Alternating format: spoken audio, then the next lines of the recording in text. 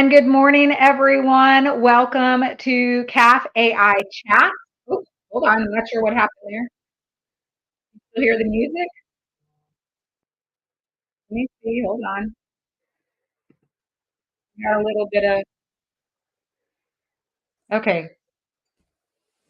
Oh, there we go. Sorry. That's what my problem is. Great. That it's great technology this morning, or that's user error with technology. I try to. So well, let's kick this off first. So good morning, everyone. Welcome to Caff-AI Chats. I am, of course, Denise Murtha Bachmann. We do these on Wednesdays, but I have a very special guest today. I'll let him do his own introduction, but I'll just say welcome, Tom Allen, who is the founder of the AI Journal and is not only just a contributor and founder to the AI Journal, but is an AI expert as well as a marketing guru, speaker, and he can do the rest himself. But before I pass it on over to him to do introductions, I want to just make sure that we welcome everyone who is joining us this morning. Be sure to let us know down below where you are calling in or where you're tuning in from. I'm here in Houston, Texas. Tom, where are you from? Birmingham, UK, or just outside of Birmingham. Yeah, so if it's 9 a.m. here in Houston, it is actually 3 p.m., correct? By you? 2 o'clock. 2 o'clock, sorry. Oh, I forgot. We haven't done the time change yet. We have time changed. You have not time changed. Exactly. I think it's next week time. Awesome. All right. So, Tom, maybe if you could kick us off with a better introduction. I know I did not do it any justice, but if you could take it from here. No, I think you did a great justice to it. I'll take the recommendations from you. It was nice compliments. But yeah, like you're saying, Denise, we run the AI Journal. I really class myself as an AI enthusiast. I love everything that's going on at the moment. I don't know. I have a pulse on all the items, but it's really exciting to see how quickly this world's moving, and it's really exciting to keep people up to date on what's happening, where everything's moving, what kind of trends are, and really just have a more of a position than being, like what we always say, right or wrong, just being constantly curious to see how this will change everyone's life, from big businesses to not-for-profits to communities to public sector to the end user. So it's always really exciting to see the different conversations come up. And yeah, as you mentioned, my role is really to get curious about why people think the way they do about this kind of technology that's coming on the scene very, very quickly at the moment. I love that. I talk about in sales. So for those of you that don't know, I have grown up as a salesperson, but spent the latter half of my sales career in AI, selling AI. And my differentiator in comparison to my competitors or other salespeople was that I actually learned the technology so that I could have credible conversations, which meant that I actually really understood what I was selling. And that really caused me to be an AI enthusiast, or fostered this AI enthusiasm. I love AI. So when I actually started Success with AI, my goal was to really educate people around the value and benefits of AI, but also talk about the negative implications, really just start to have the conversations. Now, what I realized was that evangelism for me didn't pay any money. So I created a sales program. So I merged the two together, and how do we humanize sales? And when I talk about selling, I talk about having to be curious, right? Continuously asking the questions, diving. Now, this is not a sales conversation, but I relate it back to sales and, quite frankly, anything else. We should always be curious, because AI is affecting us every single day. It is dynamically changing the world that we live in. And so I am so excited that you're here with us, Tom, because I think that we've got to have more conversations. Because when I talk to most people, what I hear them say, and you tell me if you disagree, and maybe this is a great conversation starter, but I feel like when I talk to most people, they think of AI as generative AI, and AI is so much more than that, right? It is so much more than we even really recognize or even understand, in my opinion, based on what I've learned about AI when I sold AI as a platform, right? Yeah. So you That's tell so me what your thoughts are in relation to that and some of the conversations you're having. Yeah, there's a lot happening, Denise. Like you said, it's really exciting, it's really interesting, really I guess at times tricky to understand what is happening and what's not happening. And just seeing all the moves that make that happening, like the past 2 weeks have been mad, and especially with GTC happening in a moment with Nvidia, to see all the releases they're coming out, and it although they shouldn't be seen as like they're probably the highest performing AI focused company I've seen, but it's really interesting, and people seem to forget that around generative AI, there's a whole world of other technology and other things that enable these conversations to happen, like the cloud or data centers, which is really more at the core of the cloud. When you define the cloud, it's like, what is the cloud? It's a weird way to explain data storage, but it's yeah, there's some brilliant conversations, and the main key thing I'm always excited about, similar to what you were mentioning, Denise, is that I'm really happy these conversations are happening between people trying to understand what it actually is, what does it mean for a business, what does it mean for their processes. And I wouldn't necessarily go into all those kind of typical wording that you use, like efficiencies and lower costs and all that kind of stuff, which just bores me to death personally.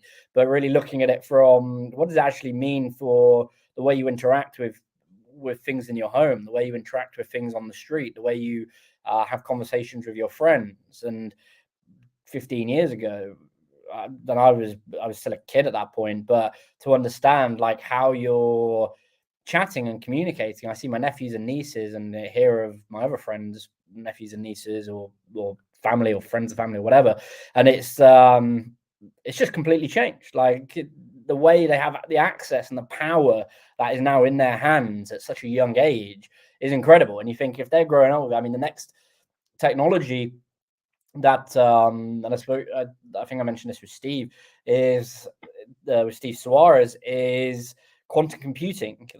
And people don't seem to be aware of how powerful that technology will be. I think generative AI and the large language models discussions, I mean, large language models are getting insane at the moment, like how accurate they're getting and how big they're getting and the conversations they can have. But really, when you switch the conversation, Denise, when it really will get exciting is when, instead of us prompting a chatbot like ChatGPT or Claude or whoever it is, what if it reverses and it starts prompting us? Those are where, which will happen. Like, it's not, I don't reckon it's far away. It's, it might already be happening. I don't know. But those are the kind of conversations where it's like, wow, this can really, really turbocharge things. And like the pace of innovation is mad. Like some of the things you're seeing, like Cisco buying Splunk. I reckon there'll be that was a massive acquisition, $28 billion, and I think it's all just gone through earlier this week. And what Nvidia's unveiling with its microchips and how to put that into robotics, what Tesla or what Elon hinted at, what they're releasing with cars that will have the same technology as SpaceX with inside it. Like I really think Mustafa moving to Mustafa Suleiman moving to Microsoft, from taking a lot of his intelligence and a lot of his knowledge. There's so many things happening, and it's really interesting to see who are the leaders and who are getting ahead. Like Mistral, I really hadn't paid much attention to them, or really didn't know who they were. And you kind of look at other businesses like Apple and think, hey, Apple should be leading the race, but here they are at the moment. And there's a conversation where it seems, I don't know, I can only say what I've read and what I've heard. So whether that's true or false, I honestly do not know. But looking at them, apparently looking at external partners and potentially partnering with Google, because they can't keep up with the change quick enough. And you've got to think, where do businesses' specialities lie going forward? It's a really fascinating time. And to think, like, people seem to all eyes on generative AI, but then they forget about the hardware. And I think that's why Nvidia's latest announcements in GTC is exciting, because you see the hardware that powers a lot of this information we've got our hands on. So it's I don't know, I went off a bit of a rant there, Denise, but it's very exciting time is what I'm trying to say.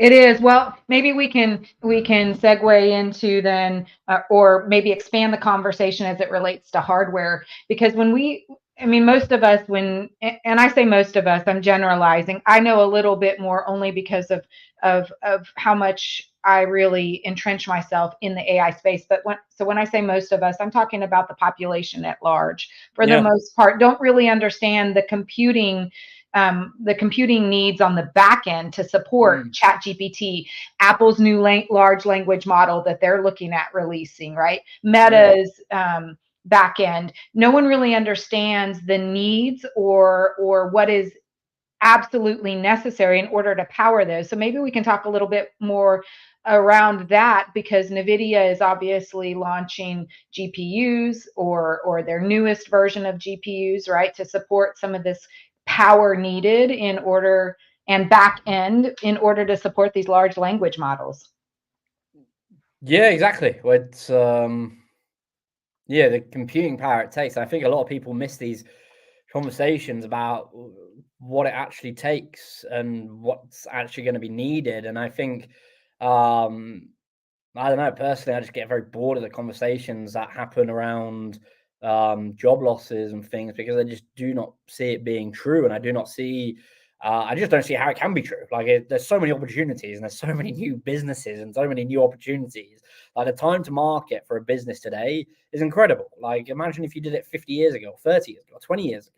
It was super hard to get a new business up and running, to build channels and distribution and engagement and audience. And I think it's like, if you look at, and where I'm going with this is, it's people don't really consider how a product's built or manufactured, or what the processes are behind it. I remember I used to work in manufacturing, or I worked in marketing. I wasn't an engineer or anything, but I would see the things that got built, Denise. And that's what really got me. That's when I just started AI Journal as a blog, and it really helped me understand, or probably part of the reason I started the blog, because I didn't understand what I was doing on a day-to-day basis, and here I was getting paid as a marketing executive. I thought, I don't actually know parts of what I'm doing in now, but it was it was a very interesting time. But it really made me think, like, even something simple as like a soap dispenser. So if you're washing your hands, and to just see like how that soap dispenser gets made, all the different parts that are needed to make it and manufacture it, that we don't give a second thought to, whether it's a table or a cup or a thing. And you think the process for technology is like 10 times harder, or in my opinion, not everything. And there's going to be things that, and it depends who you're asking. Some people just see it as a really, it's like if you ask someone who's really fit, um, how hard is it to get to the gym? They won't look at it as being hard. They'll just see it as a must, compared to someone who might be struggling and just starting that journey. They're going to see all the different processes to get there. Or it's like anything. Someone that hates traveling is going to see it as going to the airport, seeing as this, seeing as that. And I think the point I'm making is, people don't really understand the compute power that's needed to power these models, especially what the big businesses are doing with them. Mhm. Like, especially if I think the consulting groups are using them. I saw something about how they're integrating their own chat models. And you can think, if you've got a business of 300,000 employees, or like a big professional services unit, or one of the big four that have hundreds of thousand employees, if you're putting a model available to all of those people, to the compute power you're using, the energy, the costs, the things, and it's yeah, it's really fascinating to, and that's what I'm trying to focus on at the moment, like really trying to understand it at the more deep root level. And I think that's what I'm encouraging other people to do, to be like, look, it's not surprising if you put me in a, like, say this, Denise, if you put me in the pilot seat of an airplane and said you've got 200 people on board, fly the plane, I'd freak out. I'd be like, I don't know what I'm doing. Like, I don't know the ins and outs of it. You ask a Right. pilot to do it, they're going to see it as second nature. Like, click that button, hit that, we're up in the air, done. And I think that's the problem we're seeing with technology, that any kind of technology, not just generative AI or ChatGPT or large language models or Claude or whatever you want to look at. It's a much bigger discussion, and I think there's a lot of work to be done in that area, because you tell people, and they get worried, and it's, everyone gets scared of things you don't. Well, you might not get scared, maybe you get excited, but Mm, for sure you get worried. I do think that people are a bit scared and worried because they're not knowledgeable enough. They're not Mm, entrenched enough in what's happening. And that's why I think we need to have more of these types of conversations so yeah. that people are more aware. If we fast forward to what life might look like with transhumanism and AGI. I mean, it can be a scary world if we aren't engaged and aware and knowledgeable of Yeah. those technologies, right? So how do we rein those back in? I don't think we can, right? I think it's already on that path, but we can most certainly, in my opinion, and you tell me if I'm wrong, in my opinion, if we start to have more people engaged and more people aware and knowledgeable, I think we can potentially affect or be agents of change in how AI is being developed or brought to us in this world, because we can say, hey, we don't want this, or Yeah. no, we need some parameters around this. We need ethical AI, we need responsible AI. And that's not, none of all of those things are not going to happen if we aren't engaging more and making ourselves aware and knowledgeable of the technologies, both as they are today and as they are going to look like in the future. Yeah, exactly. And I think it's are there any areas you've seen that are quite exciting at the moment to you, Denise? Like areas that you're seeing it get applied, or ways that, I don't know if that's asking the right question. Yeah. No. So I would say, I got to go to CES this year, Nice. and there was a lot happening at CES. I'm obviously not at NVIDIA, which I can't imagine all Mm, the excitement and new technology that's being introduced there. But as it relates to what excites me is what we continue to see in the healthcare space, right? The fact that they've created the ability to manufacture organs that replicate your exact organ in your body, yeah, especially a heart, right? Enables you to go in as a doctor or a surgeon and start to work on that, because it reflects exactly what yours looks like, specific yeah. to you, and allows you to go in and practice when, in preparation for a surgery on your heart. I mean, I think that's pretty incredible. There are so many advances in healthcare in general. That's just Yeah, one, right? But yeah. it's What? super cool. Yeah, it's mad. It's in the Vision Pro was using its first surgery the other day. Was it last week?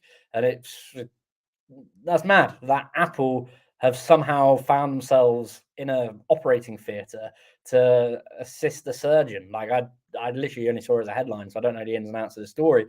But it was yeah, just that idea to think how this technology is coming in. I mean, personally, wearables and everything, I think will be the headsets. So like the next follow-on stage from mobile phones, and to consider all that sort of technology blows my mind. Like I've got pair of Google glasses somewhere, and it's really interesting to understand like how that all coincides with what our future looks like. Like imagine sales, like being in a sales room and being in a boardroom, and you got the glasses on, and all of a sudden you can just pull all the data on everyone that's around you, and you just know everything on them, like bang, bang, bang, bang, bang, all your notes, all your collateral, and they have no idea, and you're just pulling it because you can see it like floating right next to their head.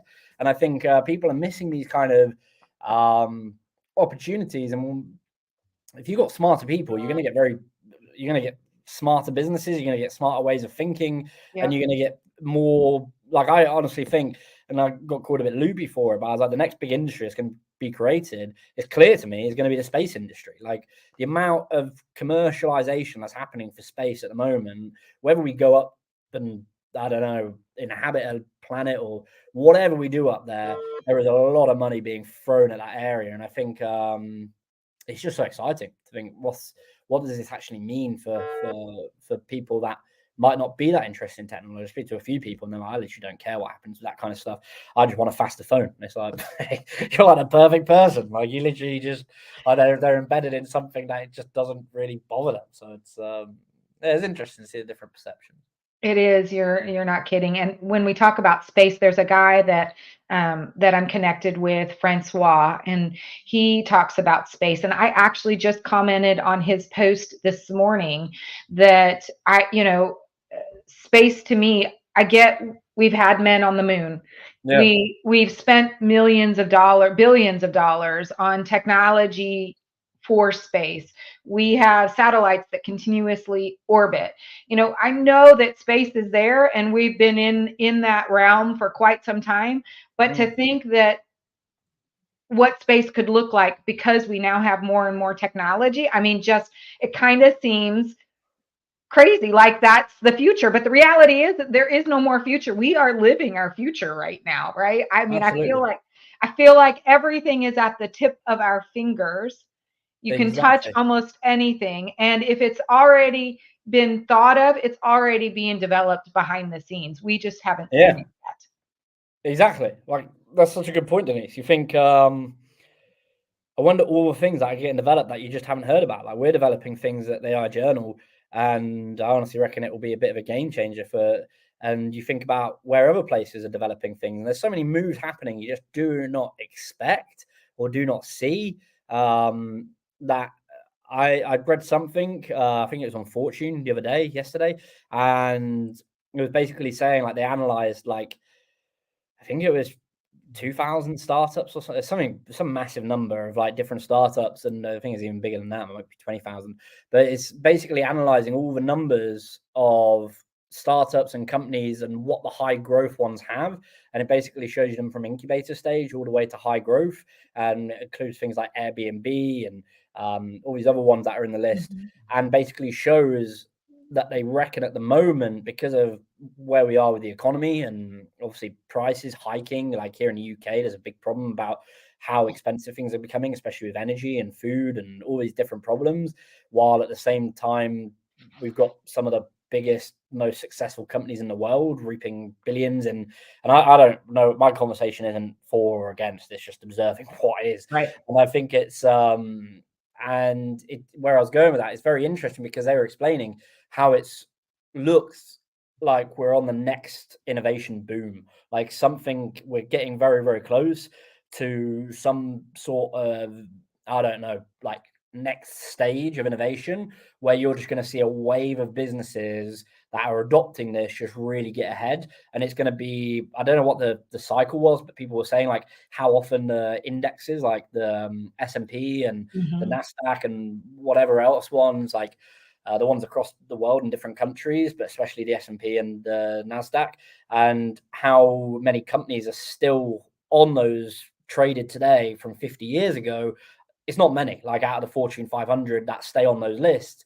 And they said from what I read from the message, it's very exciting and it's very interesting to see what that next wave will bring, because there's companies that 5 years ago I'd never heard of, and now they're the ones with multi-billion-pound valuations. And it's just like I have not, I don't know, like I wasn't around 30, 40 years ago, but it's, I'd imagine it was quite hard to picture that a company could go from nothing to billions within several years. Like it's insane. Like it's mad that you can jump to those, regardless whether it's a Mhm. valuation or actual cash on hand. It's to still have those numbers against the company one way or another. It really paints a picture of just how incredible this technology is making on like an end user. Because even some companies I look at and I think, I don't know.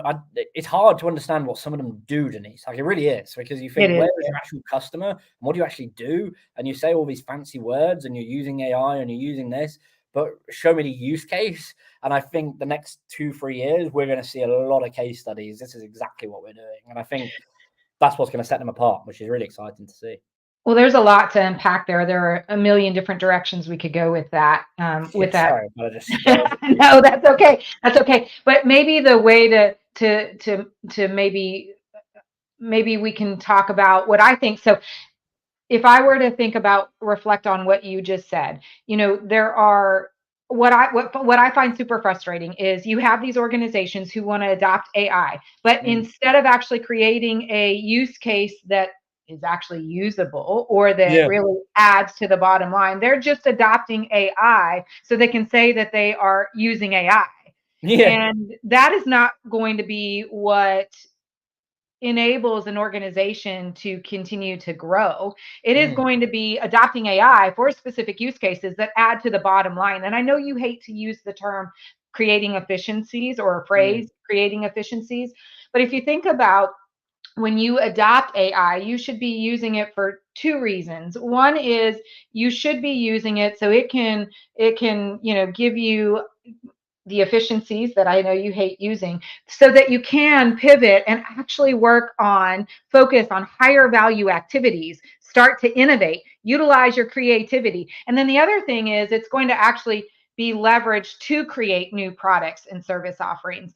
I mean, so you've got AI that should help you so that you can focus on more creative, higher value, offering new products and service offerings, adding to the bottom line revenue stream, or you should be using it to create new product or service offerings that are actually going to add value that people are going to want to buy. But just to pick up and leverage so that you can say you're using AI without a specific use case is, to me, just irresponsible. Maybe that's a great way to describe it. Irresponsible. I think that's a great way of describing it, Denise. It's not I hate the word either. I just hate it if you used like if you use it's like if someone tells me my product sucks or business sucks, I'm like, okay, like it's not very helpful. Like, can you tell me why? And it's like, obviously I'm just going to ignore that comment because it's like, well, I've got no problem hearing that harsh feedback, but I think it's the same thing with efficiency. It's like, oh yeah, it's increased efficiency, and then you probe them how. Well, we've used it. It's like, give me the use case. Like, tell me how you've done it. Like, even if it's, behind closed doors, I think it just makes me very cautious. It's like, do you even know what you're using? Are you using off the shelf? Are you using are you using a wrapper around ChatGPT and then claiming it's some sort of exceptional piece? Like, you can use it from anything from content creation to, if you're a logistics company, to understanding throughput on your production line. If you're a manufacturing company or in healthcare, you can use it for testing different DNA sequences to understand if it can create a vaccine or create to stop a disease progressing further. Or if you're in travel, you can use it to predict prices of a airplane flight, so you can get it at the right time and you can get the best price option. Like, all these different, like, God knows how many different ways you can use it. And those are just ones that came to my head straight away. But it's to your point, it is really frustrating to just not understand how businesses are using it and why you're using AI, and if you even need to use it at the moment. Like, it's like a lot of the press releases I read, Denise, I struggle to understand them because I just think you're using so many big words. I don't think you understand yourself. Like, I really do. I'm like, do you understand what you're doing? Like, and I'm very public about that. It's a very big problem I have with PR companies and communication companies. And not to switch the conversation to hate on them, because I don't hate on them. It's just a problem they've got to overcome. It's it's a real challenge, because that's why people are confused, I think. Whereas if you've really got a solution, AI solution, you're probably not going to talk about it in that way. You're probably going to say, and like, look at Klarna. Klarna were a big one, and I reckon part of the reason, this is my personal opinion, some people might think it's stupid, and I'd love to be challenged on it, but the idea that they got so much critique, negative and positive, is because they plainly stated what they'd done with it. It's like, yeah, we've replaced the work of 700 agents or 700 customer support units. That, to me, you don't need to tell me that increases efficiency. I know, I can pick two and two together and think your profit is going to be much higher, your business processes are going to be higher, you're not going to need to put as much on headcount, your fixed costs are going to be lower because you haven't got to hire all those 700 agents. And I don't even know if they're getting rid of, like, I don't know the ins and outs of what they're doing behind the scenes, but I thought that was a bit bizarre. That or not bizarre. I thought that was a brilliant example, whether you love it or hate it, of how a big company is using it for real gains rather than just saying we're using it for efficiencies. And I think that communication, I reckon the ones that are super clear, like, here's the use case, weaving, and you do see it with companies. Not all companies are like this, and not all vendors, and not all software solutions or business services, however you want to, consultants, however you want to brand, or whatever unit it's in that sells technology as part of its offering, either through a distributor or in-house. And I think it's that's what's going to get companies ahead. And then personally, I could be very wrong, of course, but no, I agree with you. But I think it's, to me, if I'm buying something, I'm like, tell me exactly, like, when people pitch us software, that we have to use software because we can't develop it in-house. I don't have the expertise, and there's, it's the classic conversation. If I'm going to go buy something, I can just buy it today, or I could take that chance of spending 10 years to try and build it myself and then play catch up. It's just daft. Right. Like, of course I'm going to go buy the technology from someone, whether that's a CRM from Salesforce, or whether it's, legal support, or whether it's whatever it might be. And it's simply, I ask, tell me exactly how that's going to help a media company, or what problem are you solving for us? And it's very interesting to see some companies' answers, because it makes me think, do you even know what you're selling? Or do you, like, how much training have you had on it to understand? And I don't really see it, unfortunately, for me, unfortunately, with companies selling to other companies, because people like to have those very locked off, and it's very hard to get into those conversations or understand it. But it's I feel like the communication part is a massive thing, Denise. Like you're saying, it's to me it is, because that's the whole reason I do what I'm doing. I think people are so annoying. They're like bankers trying to hide the information or hide it in jargon, and I just tell me. And the best way to get around that is saying, show me, because if they can't show you on a workflow or a process, or like, this is where we get your data from, this is our solution, and this is how we spit things out. And the ones that show things, in my opinion, they're the ones I like to look at, because I think I can actually understand what you're doing very, very simply. Like, it's very easy. Like simplicity, the whole reason Apple's such a great product. They keep everything super simple. Yep. Keep it super simple. Yes. Well, when I think about, like, for example, I mean, you touched on it as it relates to sales. When I think about sales, I talk about creating efficiencies within the sales process, because I do believe there are 4 use cases.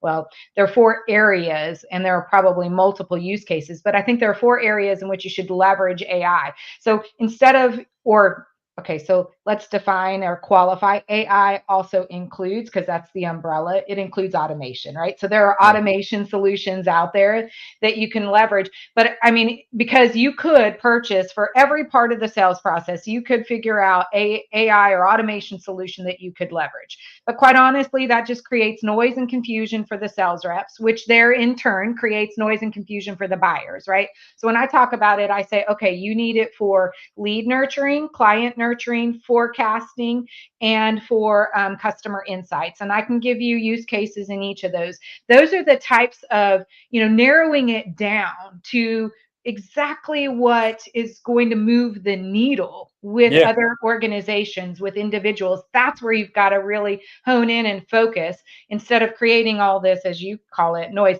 But I want to go back to part of the reason that people are fearful is because of this job loss, right? And you've mentioned it once already, that you think it's, not true necessarily that we will see job loss. And then we have this example of this, I think you said Japanese or Chinese organization that got rid of a bunch of customer support service people, right? And they've created. Are they Swedish? Klarna, do you have Klarna in America? You must have Klarna in America. So I don't know of Klarna, no. No, it's like pay in 30 days. Klarna, yes, Klarna, yes. Sorry, yes. Well, but see, I think that's where people get fearful. But what I don't know about you, but what I've been messaging, and I think I hear it based on just the way you've responded or conversed about it here, is the way I feel is, yes, it is going to replace some of our job skills. Yeah. And it should, because quite honestly, I think that a lot of us get paid a lot of money to do these everyday mundane tasks that could be automated, right? Yeah. I think there is a lot to be said for getting rid of the non-challenging, non-exciting, mundane tasks that a robot or a machine could take, or a software could take over.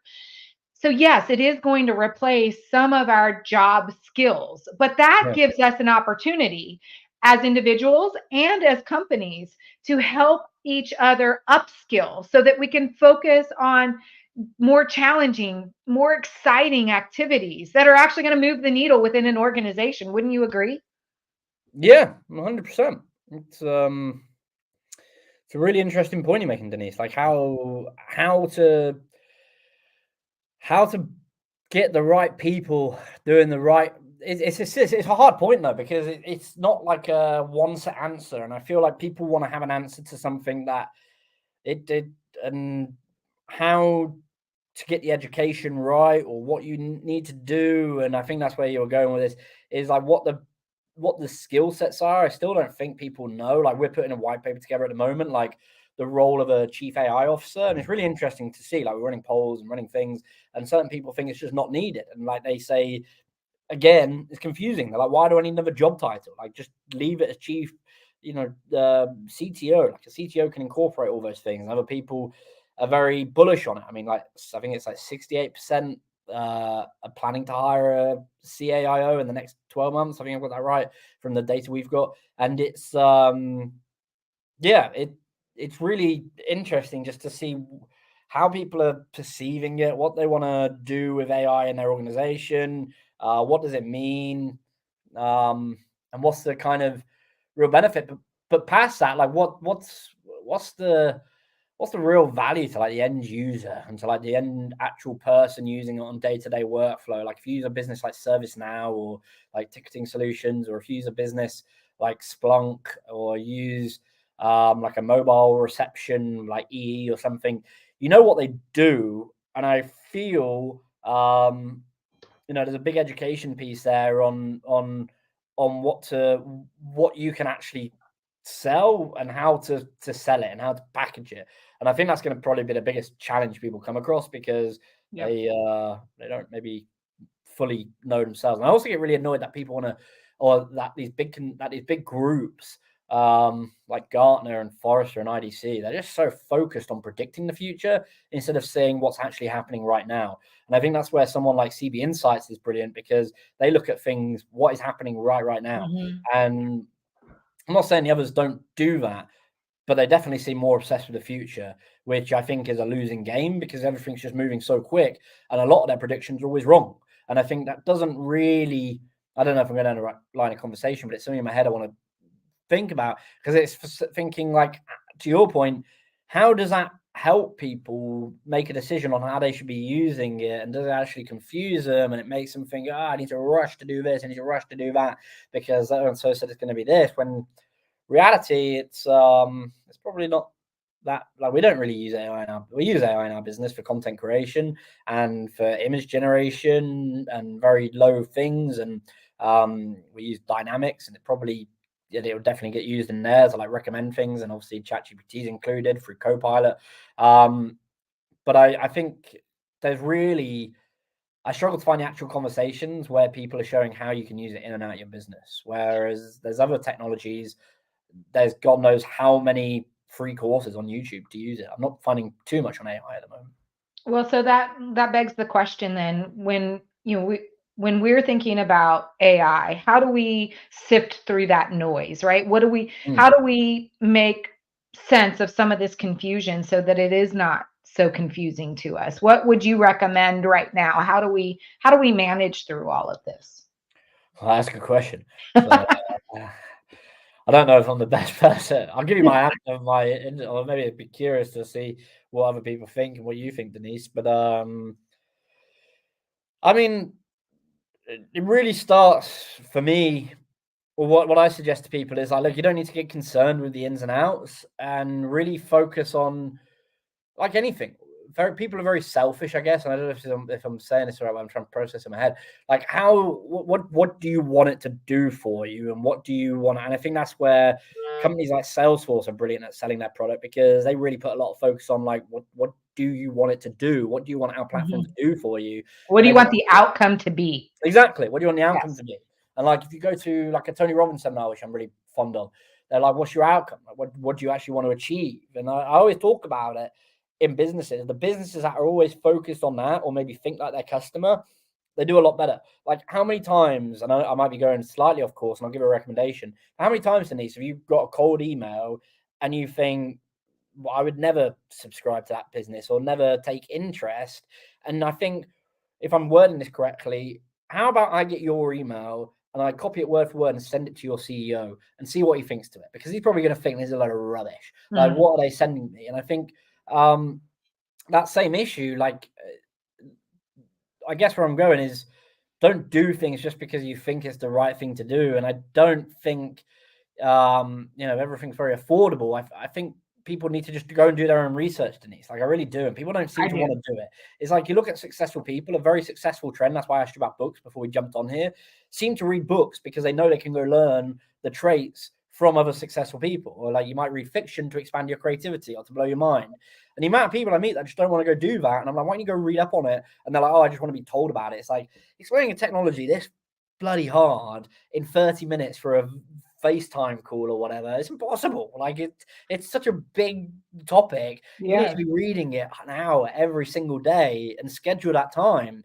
And I think that's where the bigger companies get ahead, because they realize it. They either build in a program where every, I don't know, what is it, like they schedule in, like you can have a free day, you can put a day a month towards education and reading whatever content you want. People will give book allowances, or there's very rare successful people, and maybe not books, but seminars or understanding. I'm not preaching personal development. I'm just preaching education. The stuff is there. Like, Yeah. and there's books I read, and I think I honestly do not know what I'm reading here, and that will lead me down a rabbit hole, because I'll think either I'm going to finish the book and make notes and realize I don't understand much of this book, and I'll probably come back to it in 6 months, or I'll read it again in a year. But I know exactly, I don't know, by reading things, even if you don't understand it, you're probably going to start picking up things when you read the next book, or read the next listen to the next podcast, or do the thing. But it's amazing, like the ignorance of people that, and I'm guilty of it as well, because you've only got so many hours a day, and there's things, that's how businesses support. 70 hours a day? You only got so many hours a day. Imagine. Oh, I thought you said 70. I was like, where are you? What kind of day do you live in? Yeah, imagine. Well, and even if it's not books, right? There are so many mediums out there, like your AI journal. There are live streams like this. There are webinars. There are news stream or news articles that you see on our news feeds, whether that's on Facebook or TikTok or LinkedIn. There are so many mediums for us to consume information. I think the most frustrating, and I'll liken it to this. It's probably a bad example, but it shows the world that we live in these days. When the Ukraine war broke out, or excuse me, not the Ukraine war, the Israeli war.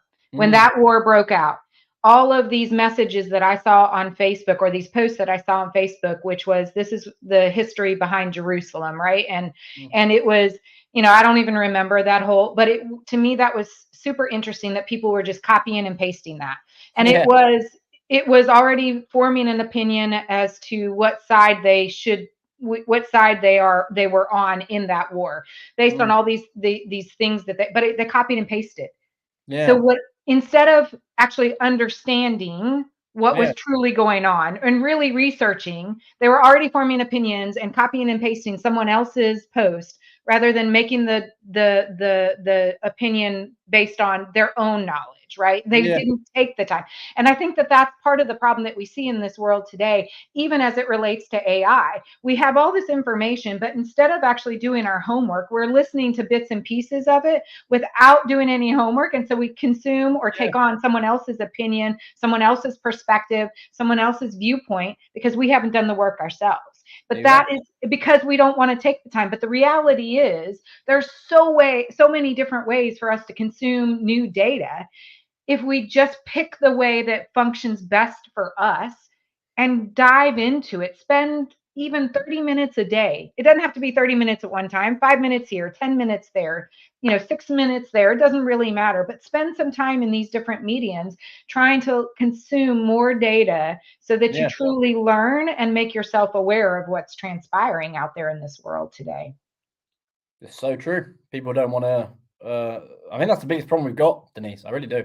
I think it's people, it's like if you sit all day on your emails, you're not going to get anything done in your business. Like, people ask us how we move so quickly. It's because I might let some people down by not responding quick enough on emails.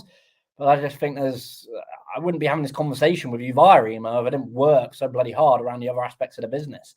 And I think that's a big productivity problem. Like it points to it time and time again. If you're on an email, you're literally just responding to other people's problems or other people's needs. Normally, not all the time, but I'd say probably about 80-20%. Yeah. And I obviously that's how you communicate new business and new partnerships, all these things that definitely help build the business. I'm not discounting those, but it's where I'm going with that is, it's a really simple answer. Like, that's the reason I did not know anything about this world up until about 2019, 2020, around that time. Like, I didn't. Like, I was from a marketing background, and I worked in marketing companies. I worked in the PR world, and I guess I had a sense of it and an idea. And as soon as I moved to that engineering role, which I'm grateful for, was where everything changed. And I thought, wow, this is amazing. And I knew I was in a world where I didn't understand it, and I was sitting in meetings, and I was sat there, Denise, thinking I have zero idea what these guys are talking about, and I have zero idea what that customer is coming in to talk to us about, and I've now got to sit on it and film how this throughput works at a Hermes Depot hub to create a case study on how they're using predictive analytics and machine vision. It was bizarre. Like, so I had to read up very quickly because otherwise I knew I'd probably be fired. But it was, and people don't seem to want to do that. Well, a lot of people do. Like, I'm discrediting people, but like people calling them experts overnight. And to your point about what's happening on global affairs and with the unfortunate wars and everything, which is really sad to see, it's people form opinions very quickly, and I think it's really important. Like, to just like you're suggesting, and like the great way that you're looking at it, Denise, is to be more like a scientist, and just like the way that they look at it fascinates me, because they might have opinion, and I'm not speaking for all scientists, I'm speaking for the few that I've met and the way that they're talked about in books and they're referenced. It's they're just very curious, and it's just thinking like, how do you know what's right? Like, what does define right or wrong? And someone said to me like, oh, well, that's a made up word, and I was like, well, every word's a made up word. And it takes us back to this idea of like how, and I guess I'm going a bit deep rabbit hole with this, but like how does it all make sense, or how do you make sense of it? And I think the only way you can make sense of it is really doing your research. And I think if a lot of companies follow that method of like, what outcome do I want, right, not just for yourself but for a customer as well. And I credit Salesforce again, because they talk about this so much. Like, get yourself out of your own shoes, and if you were the customer approaching them, how can you help them? Like, do you even need to help them? Like, is there any way you can add value? And Jeff Bezos talks about it in Invent and Wonder, which is written by Walter Isaacson, but it's like a writings of all his what do you call them, shareholder letters since they've gone public. And it's really interesting. And one of them, I think it's like 2016 or 2017, 2018, and he talks about the difference between mercenaries and missionaries. And we'll always, and I don't mean to go off the conversation of AI, but it's very true to the AI world today, Denise. Like, that there's a lot of companies that are building things to be a mercenary compared to being a missionary, where AI is just a enabler, or it's just a engine, or it's just a product or a vehicle to get to what they're really solving, which is, if you're using it in flight travel, it's so your customer can have a better holiday at a cheaper price and still have the 5-star lavish lifestyle. Or if it's in medicine, so the drug you're supplying to combat a certain infection or disease doesn't have to be paid for, or doesn't have a massive monthly subscription cost. Or whether it's engineering, so you can produce more Coca-Cola bottles at scale, or produce cars quicker. Yeah. And I think that's where people are missing this message. I don't know. Does that make sense? Like, where the It does. If I were, because I want to be respectful of your time and everyone else's time, but if I were to summarize really this entire conversation that we've had, it has been really centered around just being more curious, make yourself aware, and leverage AI so it's actually making a difference in your business, right? So instead of just adopting AI just to say that you're cool and you're using AI, is really not going to add to your bottom line. Really figure out what your use cases are. What is the outcome that you want to achieve? And then work backwards from there and decide where within that outcome can you leverage AI to help you move the process along further and faster, or enhance what you're offering at the end of the outcome. How can you leverage AI so that you're getting to your outcome in a way that's meaningful to the bottom line revenue stream, is what I take away from this entire. And in order to do that is you have to educate yourself. You have to become more aware and not just take all of these new technologies for face value, but actually understand and study them. And you don't have to do it just by reading a book. It can be from any medium that you prefer, that is more convenient, or in which you learn better from. Just get out there and learn. Exactly. Get out there and learn. It's great. I mean, that's what I'm doing. And it seems to be working. So well, and you have the AI journal that enables us to do that, right? So how can we get engaged with you? How do we get to know you a bit more? Where do we find you? Follow the AI journal on LinkedIn. That's where I always am. I'm not always, but we're there a lot, and I'll see your comments and messages, or connect with me on LinkedIn. And yeah, or check out the website and give us all your feedback. We love to see it. But yeah, smart search function coming soon to the AI Journal. I'm really excited. Awesome. Yeah. And you should go make sure you're following Tom. And he had a poll that I actually participated on regarding the CAIO. I'd love to, at some point, we maybe need to further this conversation, because I'd love to hear some feedback on that and what you feel about that. You told us that, what the percentages of those that voted were, but we didn't get to really hear a lot of yours. There was so much that we could have unpacked in this conversation. So I guess where I'm going with that all is, this is not a conversation that I'd like to see end. I would love to see us have another follow-on conversation at some point so we can dive into some of the other things that we didn't get to cover. I want to thank you for joining us. Thank those that have been with us as well. I think this has been an amazing conversation. We've had some great takeaways, which I'll just reiterate those again, which is really just go get out there, be curious, and learn in whatever way you do best. Learn more about AI and how to use it, and use it so that you're actually leveraging it for use cases that can add to your bottom line. So I think, thank you very much for being here. Tom, you want to leave us with any parting words? Thanks for having me. It's been fun. I mean, it's always good to speak to new people. I'm always up for it. Always up for the conversations with whoever.